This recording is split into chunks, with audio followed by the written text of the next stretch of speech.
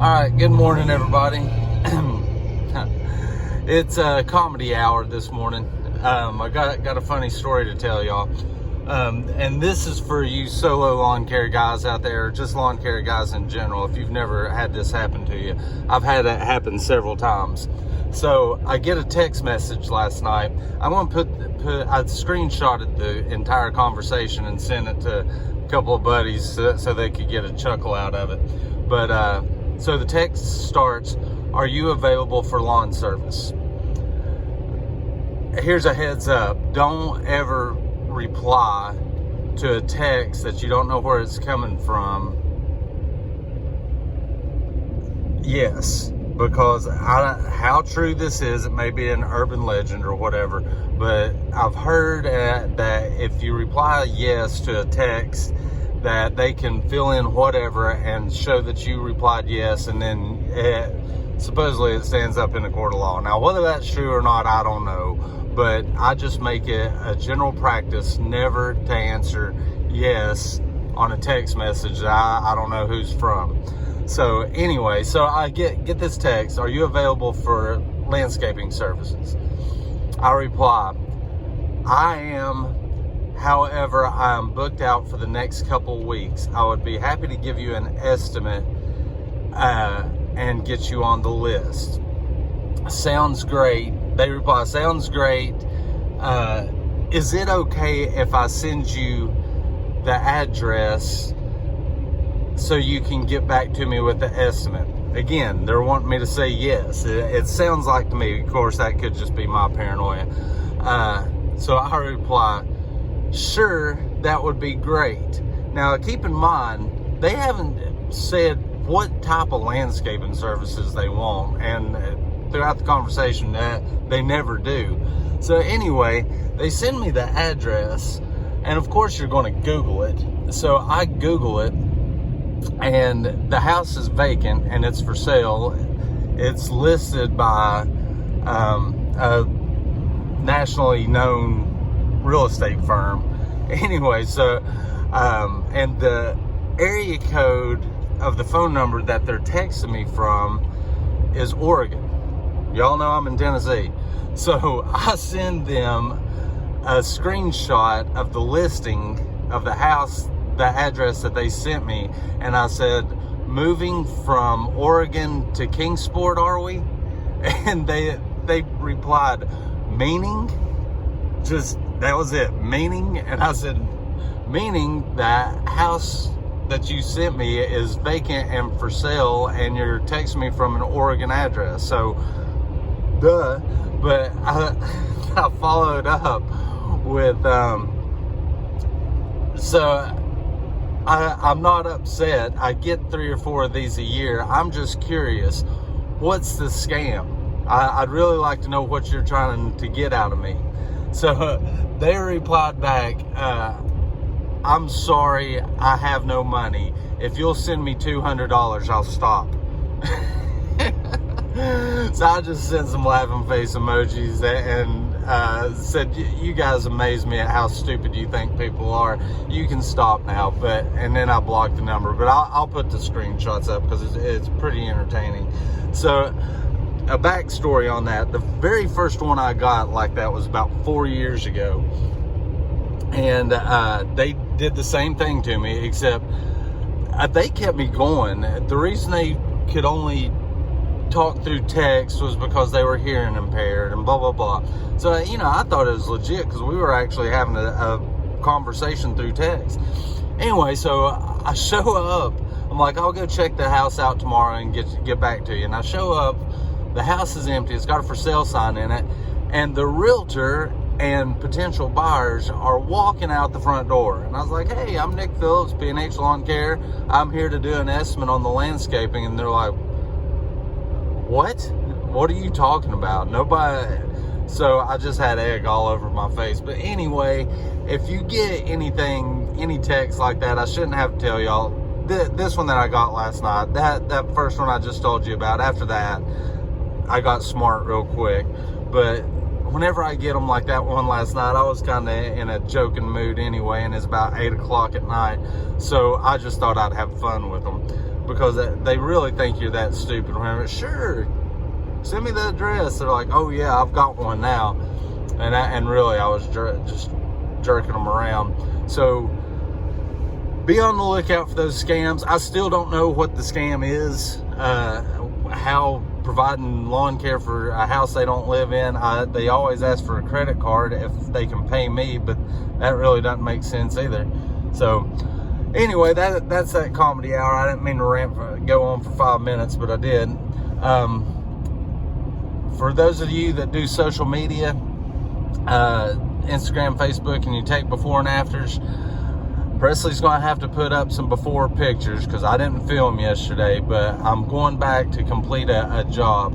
Now, I've been getting asked several times lately, hey, how was your season? How was your season? Guys, if y'all want your season to be over in October, or I mowed, I just finished up my final cuts last week.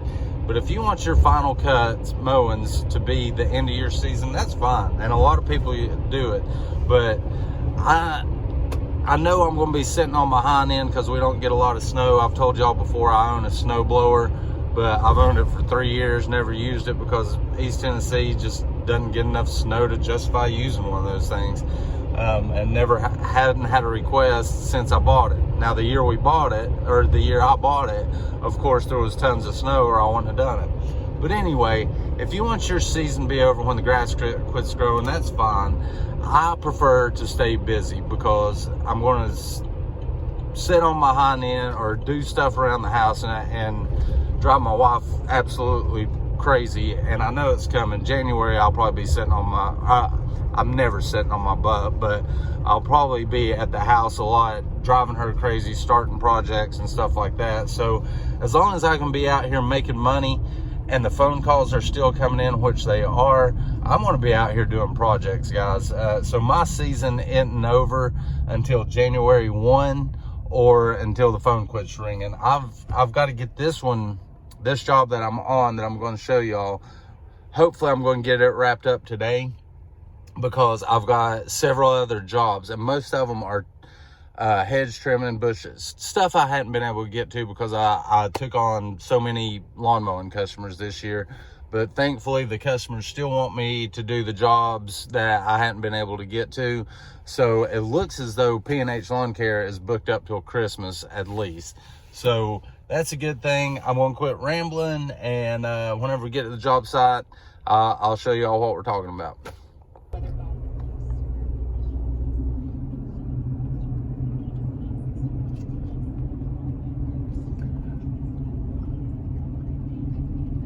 This is a long way to drive if I was just mowing the yard, but this is a pretty substantial landscaping job. But I'm trying to get y'all some footage of this. I like looking at houses and lots and stuff. I just assume you guys in lawn care are the same. And this is just a nice neighborhood. I don't want to live in a neighborhood, but if I was going to, this would be one that I could deal. I don't want to live where I do, but where the houses are this close together like this. But that back there is just awesome. Now going up through here, hey, there's some lawn crews out. These get a little bit bigger, but I'll show you the one. I'm almost to it. Okay, like I said, I'm gonna have to put up the before pictures. I'll get Presley to do that. But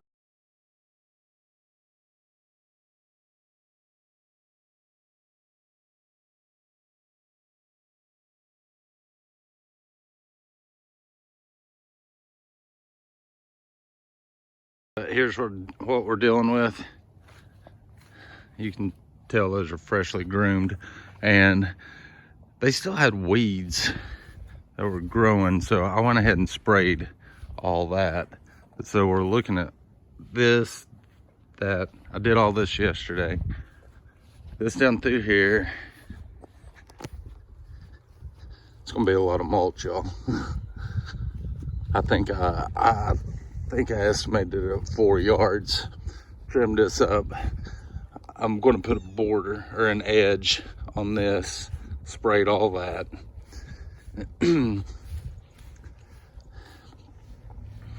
This is a big lot too, guys. Look how far away the neighbor is. Did those guys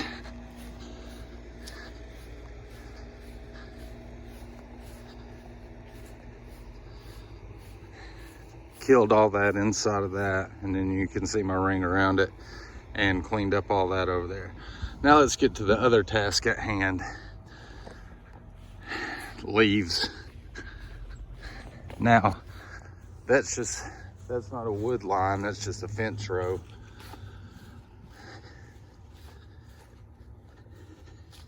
So there's no, and they're out in the county, so there's no, you can't blow them to the road and the city come pick them up. It's not bad, not bad. So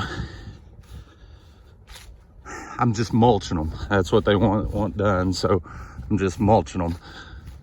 Now, this is where yesterday I went ahead and blew it all up here, so I'm not mowing around roots and stuff that I can't see.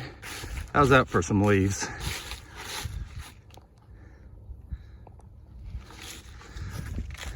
So got all that.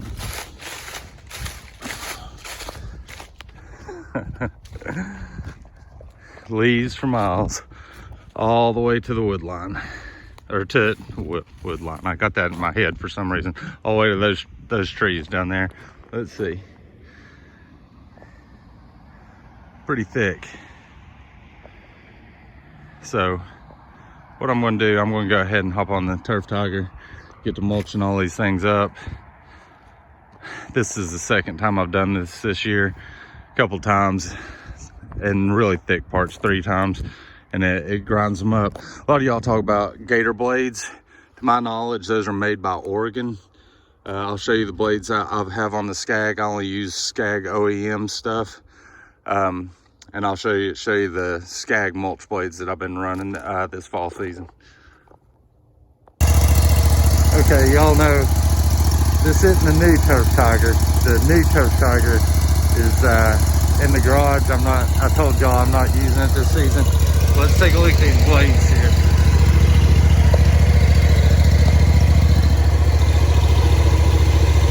And that's the Skag OEM right there.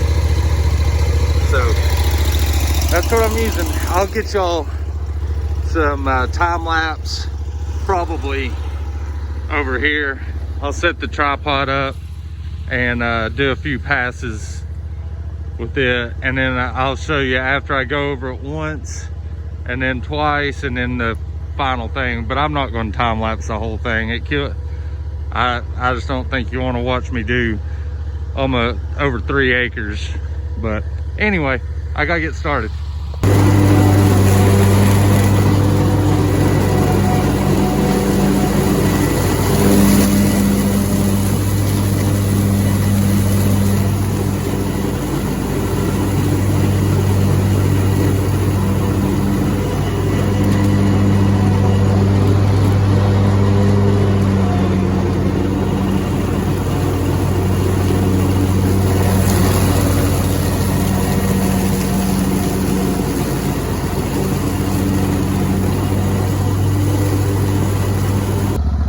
Okay, let's take a look at this. Y'all can tell I'm not going for stripes right now. I'm going to mulch the leaves up. So that's that side that I walked up on the hill, remember? It wasn't bad, really bad. There was some back in there, but y'all saw how thick this was. There's still some right there, but for the most part, that's the first pass, and you can tell my stripes. Like I said, I'm not going for stripes. I'm getting leaves up. There's still, let's see. So you can see. Now what I'm going to do, that was the first pass. I blew them all in the center and just kept blowing them in the center. Now I'm going to do my normal stripes to right there. And then that ought to have this cleaned up. And we'll take a look at it then. Okay, so I went back over it, and I'm down here at the road. So for point of reference, I was up at the crest of that hill. So I went back and striped it. 2 passes, y'all. Somehow I screwed that up. But anyway, that's what mulch blades do. I was a naysayer on mulch blades forever, but I guess the proof's in the pudding. Looks pretty good. Let's go to the back. All right, so y'all can see, this is a big yard. So you can see it's clear. Like all that down through there is clean. Let me get right here. I just have this little section right here. So what I'm going to do is just go this way. Like I said, this is a fall cleanup. I'm not going for stripes. Come spring, whenever I mow it, it'll stripe up pretty again. But I'm just getting the leaves up right now. So let's get this done. Okay, see what I've done? I actually blew what was around the trees. I just blew it over there. It's just a very little bit. And then I made a line on this side of the trees and threw it all in the middle. Now what I'm going to do is just back and forth in this little section right here, and that should take care of them. And oh, if anybody's wanting to know, it's on 3.5 inches. That's what I mowed all this on, is 3.5. Okay, so I went over them 3 times. 1, 2, 3. Anyway, I think these are Bradford pears. I'm not positive, but I think they are. And there's those little tiny leaves, and all of them were soaking wet. I mean, and so they're kind of matted to the ground, but they're all up or ground in. But let's compare the difference between wet, matted to the ground, Bradford pear. If I'm wrong on that, y'all can tell me. I may be. I'm not a tree expert. And we're going to go do these huge oaks in the front yard, and let's see how they react differently. All right, excuse me. Let me show y'all what I've done in the front yard. Okay, see, all that's clear. I've got it out here and down there. Now what I did around these huge trees is I just blew out circles. You can see how big that circle is right there. And the reason for that is because see those giant roots coming off of it? Well, you can't see that stuff or the sticks whenever you're on the mower, and I don't want to tear up a spindle or blade or whatever mowing that. So I gave me a cushion, I guess you could say. So what I'm going to do, let's see, I'm going to come around, I'll time-lapse this, and hopefully, like I said, I'm not going to do a whole bunch of passes, but I'm going to let y'all see it, okay?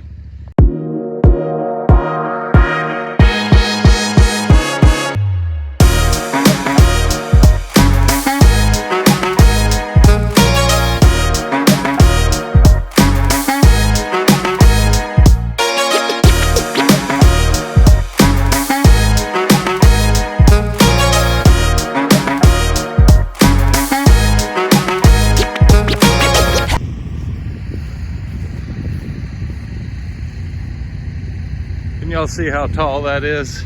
Let's see. That down there, give you an idea how big this pile is.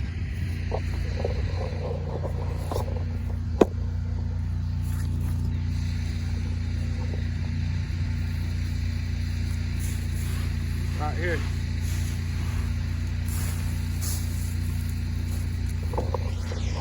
So, that's pretty thin. So I want to set y'all up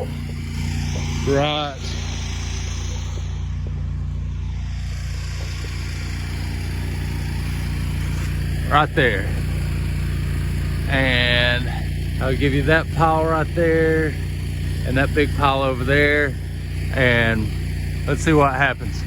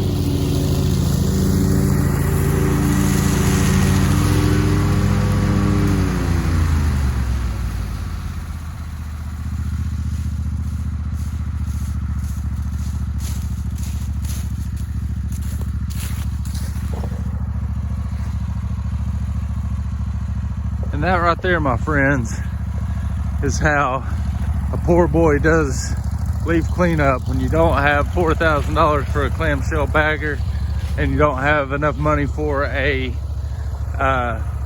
vacuum. You buy a $100 set of mulch blades.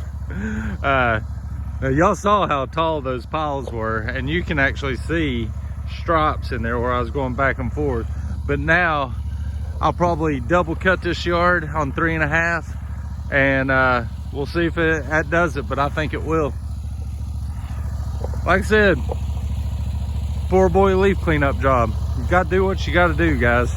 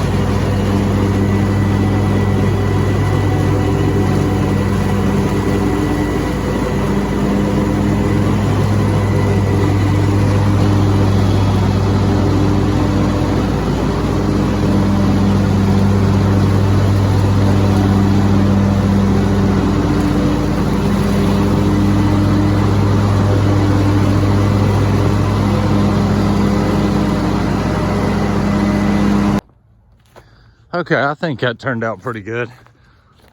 Can y'all see them stripes? Let's see. Yeah, baby. All right, I want to take this thing right here.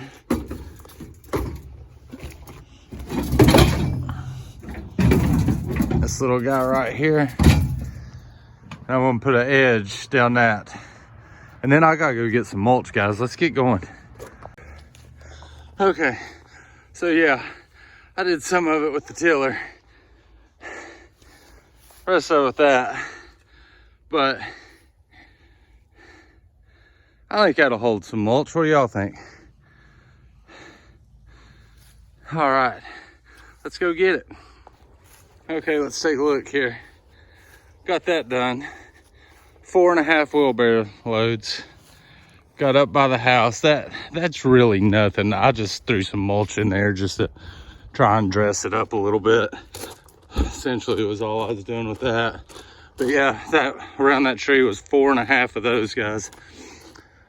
I've got that left and the whole truck bed to get in there, and about an hour daylight. This was 2 cubic yards. I said I'd probably take 4. So it's just so far to the mulch distributor, it's ridiculous. So that part just kills me. It kills my time. So anyway, like I said, I've got an hour to get this out. He put a 1.5 scoops in here and a 1/2 scoop in there because that's an old trailer. And I just don't want to push its limits because I'd like to keep it working. But all right, I'm gonna spread some mulch, y'all. All right, I know y'all ain't gonna be able to hardly see anything, but you can tell it's dark, that's for sure. Let's see, I got from the steps all back in there to there. So we'll try and finish it up again tomorrow. Well, I forgot to do a closing, so I'll let Penny do the closing for me. Anyway, you guys hit the like button. If you hadn't subscribed already, go ahead and do so. And tune in tomorrow or the next day. I'll film it tomorrow and finishing up that mulch job and see what else we get into on December 2nd. Still doing lawn care. And you guys have a great night or day or morning, whenever you're watching this, and I'll see you again soon.